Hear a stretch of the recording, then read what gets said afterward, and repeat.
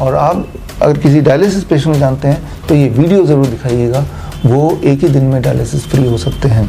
ये कोई डॉक्टर आपको नहीं बताएगा, क्योंकि उनका दाना पानी उसी वक्त ख़त्म हो जाएगा। तो मैं आपको चैलेंज करता हूँ, जो भी लोग सुन रहे हैं, अगर कोई डॉक्टर सुन रहा है, कोई हॉस्पिटल सुन, कि आप हमें पेशेंट दीजिए या हमारे पेशेंट को देखिए, they can be dialysis free, right. वो ये जो वीडियो आप देख रहे हैं, इस वीडियो से this is one of the most revolutionary video आपने देखी होगी एटलीस्ट डायलिसिस पेशेंट्स के लिए, कि आप किसी भी डायलिसिस पेशेंट को जानते हैं या आप खुद हैं, एक दिन के अंदर आपका डायलिसिस की ज़रूरत ख़त्म हो सकती है और ज़िंदगी भर दोबारा डायलिसिस के लिए जाने की ज़रूरत नहीं पड़ेगी, अगर आप जो अब मैं बता रहा हूँ अगले 1 मिनट में वो करेंगे तो।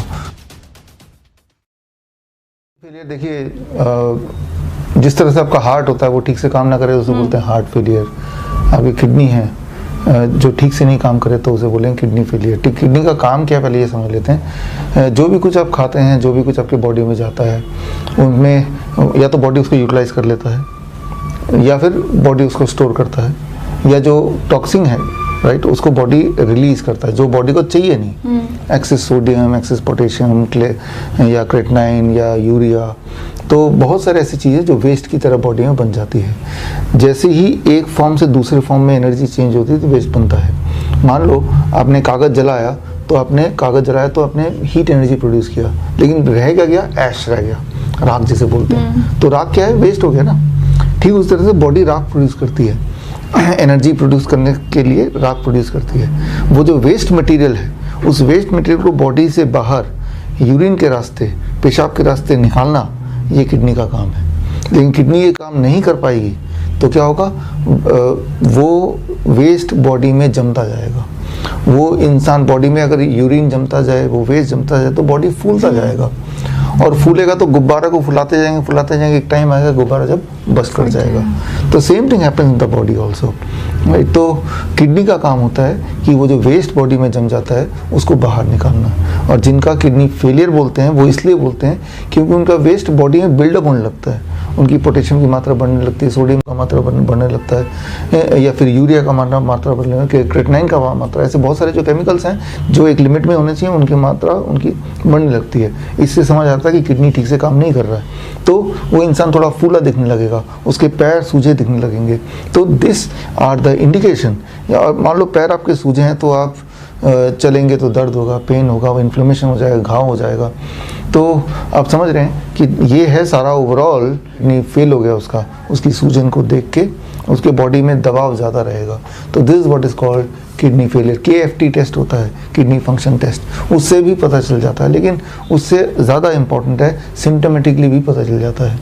यस, देखिए होता क्या है कि आप खुद ही सोचिए, जैसे आपने हवा भरते गए तो आप बताइए कि उस बलून के अंदर का जो प्रेशर है, एयर प्रेशर, वो हवा भरने से बढ़ रहा है घट रहा है? बढ़ेगा।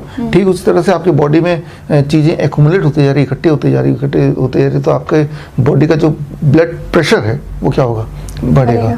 तो अब ब्लड प्रेशर बढ़ता जा रहा है तो इलाज जो कन्वेंशनल हॉस्पिटल्स में होता है, ब्लड प्रेशर की दवाई देकर उसको कम करने की कोशिश करते हैं। तो ब्लड प्रेशर की दवाई से हार्ट कम काम करने लगता है, जिससे बॉडी का ब्लड प्रेशर तो कम हो जाता है, लेकिन वेस्ट जो है वो कम नहीं होता, वो तो बॉडी में ही है, उसको तो नहीं निकाला, राइट।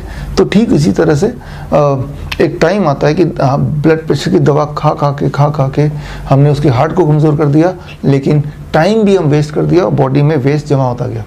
तो एक टाइम आएगा कि उस इंसान का जो थोड़ा बहुत किडनी काम करता था वो भी काम नहीं करेगा। It is a total and stage kidney disease बन जाएगा, एंड स्टेज किडनी डिजीज़। यानी कि अब किडनी ने का जो फंक्शनिंग है मे बी 5% रह गया, 10% रह गया। ये जो कन्वेंशनल जो हॉस्पिटल्स में होता है वो है डायलिसिस की मशीनें होती हैं। वो मशीन फिट कर देते हैं और वो खून गंदा वाला जिसमें वेस्ट इकट्ठा हो गया है वो बाहर जाता है मशीन में, और मशीन में से वो क्लीन करके, और ऐसा लगता है कि वो क्लीन है, वो अंदर बॉडी में दोबारा जाता है। तो कोशिश ये होती है कि जो काम किडनी को करना चाहिए वो किडनी नहीं काम कर रही है, वो काम मशीन कर रही है। तो किडनी फेल हुआ ही क्यों? क्योंकि जब आप ब्लड प्रेशर की दवाइयाँ ज़्यादा खाते रहेंगे तो वो एक और कारण बन जाएगा किडनी के और ज़्यादा वर्स होने में। सो यानी कि ऐसे लोगों को हफ्ते में 1 बार 2 बार 3 बार डायलिसिस कराना पड़ता है। एक बार डायलिसिस में कराएंगे तो करीब 4-5 घंटे आपको मशीन के साथ बैठे रहना पड़ता है कि मशीन सारे ब्लड को धीरे धीरे ले रहा है और वापस भेज रहा है, और वो सारी चीज़ें जो वो सारा वेस्ट मटेरियल वो अलग करता जा रहा है। That is what is called dialysis. तो किसी एक किडनी पेशेंट का महीने में खर्चा हो जाएगा 50,000 रुपये, 60,000 रुपये, 70,000 रुपये, क्योंकि डायलिसिस तो हॉस्पिटल जाके होगा, वो फ्री में तो होगा नहीं। तो यानी कि वो जब तक ज़िंदा रहेगा या रहना चाहता है तब तक वो डायलिसिस की मशीन पे रोज़ जाना पड़ेगा, एक दिन छोड़ के जाना पड़ेगा। किसी ऐसे पेशेंट को जानते हैं जिनको हफ्ते में 2 बार 3 बार 4 बार 5 बार डायलिसिस के लिए जाना पड़ता है, यानी कि एंड स्टेज किडनी फेलियर है, जो किडनी बिल्कुल ऑलमोस्ट ज़ीरो हो गई है। अगर ऐसे पेशेंट्स आपके आसपास हैं या आप ही उस तरह के पेशेंट हैं तो आपको पता है कि डायलिसिस पेशेंट का दर्द क्या होता है। ये जितनी सारी बीमारियों के नाम हमने सुने हैं, मेरे हिसाब से सबसे ज़्यादा पेन की ज़िंदगी होती है ऐसे पेशेंट की। कारण ये, एक तो उनको हर दिन डायलिसिस के लिए जाना पड़ता है एक दिन छोड़ के, और अकेले नहीं जा सकते, साथ में एक केयर टेकर भी होता है, वो इतने कमज़ोर होते हैं। तो 2 लोगों की काम करने की क्षमता चली गई जॉब की, कि वो खुद भी उसका काम छूट गया, क्योंकि हफ्ते में 2-3 बार अगर डायलिसिस करने जाएंगे तो जॉब में कब जाएंगे, नौकरी पे कब जाएंगे, या बिजनेस में कब जाएंगे, और जो आपको केयर करने के लिए लेके आ रहा है उसका भी काम छूट गया। तो 2 लोग, और लेकिन आपका जो हर महीने का खर्चा है 50,000 से लेके 1 लाख तक, वो तो जुड़ ही गया, राइट। वो तब जब डायलिसिस की वजह से साइड इफेक्ट नहीं हो रहे हों और कोई बीमारी का इलाज नहीं करा रहे हों तो, राइट। तो खर्चा आपका कई गुना बढ़ गया अपने रहन सहन का, और 2 लोगों की नौकरी गई। तो आपका जो सवाल है कि अगर उसको डायलिसिस पेशेंट को डायलिसिस नहीं कराना कल से, ध्यान सुनिए, आप आज डायलिसिस करके आए हैं, आप चाहते हैं कि दोबारा मैं हॉस्पिटल ना जाऊं, या तो उतने पैसे ही नहीं है या कोई ले जाने वाला नहीं है, तो क्या होगा ऐसे पेशेंट का? क्या वो पेशेंट मर जाएंगे? वो पेशेंट नहीं मरेंगे, वो पेशेंट घर पे बैठ के अपना डायलिसिस खुद कर सकते हैं बिना किसी मशीन के। कैसे, ये मैं आपको दिखाता हूँ, how you can do your own dialysis. यानी कि ये जो वीडियो आप देख रहे हैं, इस वीडियो से, this is one of the most revolutionary video आपने देखी होगी एटलीस्ट डायलिसिस पेशेंट्स के लिए, कि आप किसी भी डायलिसिस पेशेंट को जानते हैं या आप खुद हैं, 1 दिन के अंदर आपका डायलिसिस की ज़रूरत ख़त्म हो सकती है और ज़िंदगी भर दोबारा डायलिसिस के लिए जाने की ज़रूरत नहीं पड़ेगी, अगर आप जो अब मैं बता रहा हूँ अगले 1 मिनट में वो करेंगे तो वो क्या है, अब देखिए, आपको क्या करना है, एक हॉट वाटर टब लेना है, एक बाथ टब आपने सबने देखा है, ये है बाथ टब, राइट, जो आपके बाथरूम में होता है, राइट, जिसमें आप इस तरह से बैठ पाएँ इसमें, और बैठने के बाद पानी का टेम्परेचर होना चाहिए, याद रखिएगा 40 डिग्री सेल्सियस, और पानी कहाँ तक होना चाहिए, पानी आपके गले तक होना चाहिए। अभी गले तक नहीं है पानी, मैं थोड़ा और पानी इसमें डाल देता हूँ, और ये मैं बाथ टब में पानी डाल रहा हूँ, ये डायलिसिस का पेशेंट है, अभी भी गले तक नहीं है, थोड़ा सा और पानी मैं डाल देता हूँ ताकि ये पानी इसका गले तक पहुँच जाए, ठीक है ना। इस तरह से आपको अपने ये ध्यान रखना है कि डायलिसिस के पेशेंट को कि वो उसका जो है एक गले तक पानी उसके बाथ टब में हो, और जब गले तक पानी होगा और 40 डिग्री पे होगा, और अगर पेशेंट ऐसे 40 डिग्री वाले पानी में 4 घंटे तक बैठा रहे, तो एक काम होता है कि उसका ये जो प्रेशर है, ये एटमॉस्फेरिक प्रेशर है, ये 1 एटमॉस्फेरिक प्रेशर है, और गले के नीचे का जो प्रेशर है वो 2% ज़्यादा है। जब ज़्यादा होता है तो ऐसे में उसके जो हार्ट का जो पंपिंग है, राइट, सो हार्ट का जो आउटपुट है वो 20% बढ़ जाता है, प्लस इस तरह से बैठने से पैर का खून है वो ऊपर आ जाता है। इन दोनों स्थिति में आने के बाद बॉडी के अंदर कुछ केमिकल बदलाव होते हैं सभी में, जैसे बॉडी के कुछ केमिकल है, जैसे रेनिन एक केमिकल है, या फिर नॉरएपिनेफ्रिन एक केमिकल है, वीसोप्रेसिन एक केमिकल है, ये सारे कम होने लगते हैं, राइट। और जैसे ये कम होंगे तो बॉडी अपना डायलिसिस स्विच ऑन कर देता है, यानी कि उसके बॉडी से सोडियम निकलने लगेगा, उसका पोटेशियम कम होने लगेगा, उसका क्रिएटिनिन क्लियरेंस होगा, उसका यूरिन आउटपुट बढ़ जाएगा, उसका यूरिया बढ़ जाएगा, राइट, और उसका वेट भी कम होने लगेगा।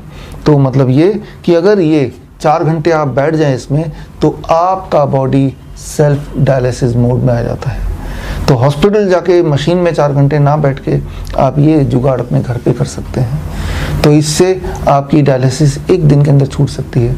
आपका ब्लड प्रेशर भी नीचे आ जाएगा, ब्लड प्रेशर की दवाई छूट सकती है 1 दिन के अंदर। हमारे पेशेंट्स हैं, उनकी दवाइयाँ छूट जाती है। तो बड़ा सिंपल मैंने बताया, इसको कीजिएगा।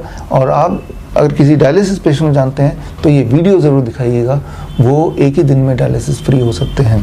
ये कोई डॉक्टर आपको नहीं बताएगा, क्योंकि उनका दाना पानी उसी वक्त ख़त्म हो जाएगा, राइट। सो उसी वक्त जो मैं बता रहा हूँ, ये कोई मेरा इन्वेंशन नहीं है, ये एक पहले से ही साइंस है, ये बॉडी का साइंस है कि बॉडी को इतने टेम्परेचर में अगर यहाँ तक रखा जाए तो बॉडी का कार्डियक आउटपुट बढ़ जाता है 20%, और उसकी वजह से और बॉडी में पानी, पैरों का जो खून है वो इधर आके जम जाता है, इसकी वजह से बॉडी सेल्फ डायलिसिस मोड में आ जाता है। तो इससे आपके सवाल का जवाब, किसी भी पेशेंट को, चाहे वो कितने भी एंड स्टेज किडनी फेलियर का पेशेंट है, वो डायलिसिस से और किडनी की सारी दवाइयों से 1 दिन के अंदर आज़ाद हो सकता है। और डायलिसिस पे जो खर्चा है वो 0 हो सकता है, और हर दिन ये पेशेंट ठीक होता रहेगा।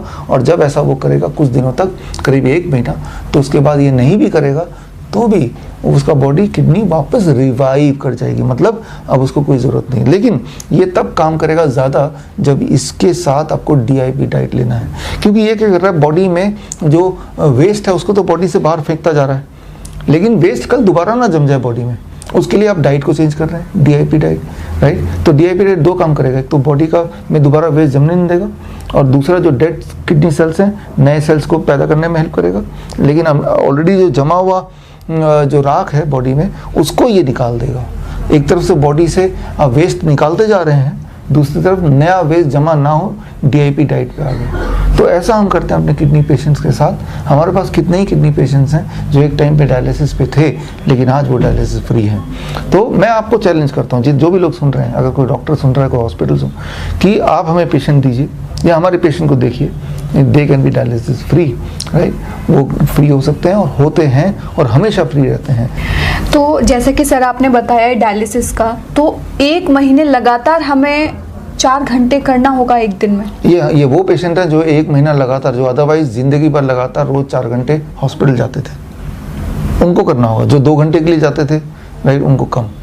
ये क्या है कि इमेजिन कीजिए वो पेशेंट जो रोज हॉस्पिटल जाता है और 4 घंटे डायलिसिस मशीन में बैठा रहता है, जो कि बहुत पेनफुल प्रोसेस होता है, उसको अगर बोले कि नहीं भाई जी आप वहाँ हॉस्पिटल जाने की ज़रूरत नहीं है, महीने में 50,000 1 लाख रुपये खर्च करने की ज़रूरत नहीं है, आप अपने घर पे ये कर लो, उसके लिए तो आसान है। प्रॉपर सेफ है, ये सेफ है, इसमें कुछ भी नहीं होगा, कोई नुकसान नहीं है, कोई साइड इफेक्ट नहीं है। साइड बेनिफिट है, अगर उसको वो डायबिटीज़ का पेशेंट भी है तो डायबिटीज़ का ठीक हो जाएगा। साइड बेनिफिट है, बाई चांस वो हार्ट का पेशेंट है तो कार्डियक आउटपुट बढ़ रहा है तो हार्ट पेशेंट भी नहीं रहेगा, वो ठीक हो जाएगा। साइड बेनिफिट ये, अगर वो मोटा है तो उसका वेट भी घट जाएगा। पहले दिन ये 1 से 1.5 kg घट जाता है फर्स्ट डे, पहले 4 घंटे में। यानी कि आप इसमें ये करने से पहले अपना वेट तौल लें और करने के बाद तौल लें। पहले आपका ब्लड शुगर देख लें, उसके बाद ब्लड शुगर देख लें। ऐसे लोग हैं जो घर पे नहीं कर पाए तो वो हमारे हॉस्पिटल आ सकते हैं। Hospital and institute of integral medical sciences हमारा हॉस्पिटल है, ये चंडीगढ़ डेराबस्सी में है। तो वहाँ पे आएंगे तो वहाँ पे मैं मिलूँगा, हमारे स्टाफ मिलेंगे, हमारे और फेलो डॉक्टर्स मिलेंगे। तो वहाँ पे ये इंतज़ाम है कि 40 डिग्री पे टेम्परेचर कैसे मेंटेन हो। कई बार जैसे बैठेंगे थोड़ी देर पर टेम्परेचर कम होने लगेगा, मेंटेन करने के लिए भी हमारे टूल्स हैं, इक्विपमेंट्स हैं। तो वो आप आएँ, वहाँ पे एडमिट करें अपने आप को, आप देखें चमत्कार कि कैसे ना केवल डायलिसिस से मुक्ति पाएँ बल्कि आप किडनी को भी वापस रिन्यू कर पाएँ। निगरानी में करना शुरू में ज़रूरी है, क्योंकि जिस तरह से आपका BP कम होगा, ब्लड प्रेशर कम होगा, क्रिएटिनिन की वैल्यू कम होगी, राइट, eGFR बढ़ेगा, उस रफ्तार से आपके ड्रग्स को भी टेपर डाउन करने होंगे जिन दवाइयों पे ऑलरेडी आप थे, राइट। तो वो सारा चीज़ मैनेज करना और डाइट को भी अकॉर्डिंगली मॉडिफाई करना, ये इसके लिए थोड़ी ट्रेनिंग की ज़रूरत है। या तो आप ट्रेनिंग लीजिए, आप bishrup.com में जाइए, bishrup.com/EPM, तो ऐसी ट्रेनिंग वहाँ पे हम दे रहे हैं, राइट। तो वो 2 महीने की ट्रेनिंग है फ्रॉम श्रीधर यूनिवर्सिटी, उसमें सर्टिफिकेट मिलता है। ये ट्रेनिंग कोई भी कर सकता है, ये emergency and pain management training है, सर्टिफिकेशन कोर्स है, राइट। पैरामेडिक बन सकते हैं इसको करके।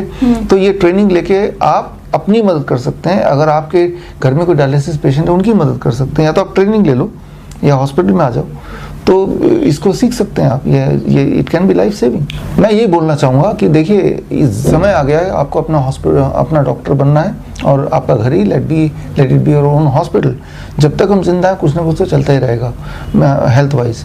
लेकिन अभी अगर आप सोचते हैं कि अब मैं बीमार पड़ूँ, वो हॉस्पिटल मेरा ध्यान रखेगा, नहीं, वो लूटने के लिए बैठे हुए हैं, इसमें कोई कन्फ्यूजन नहीं है। तो अगर आपको जान बचानी है, बी योर ओन डॉक्टर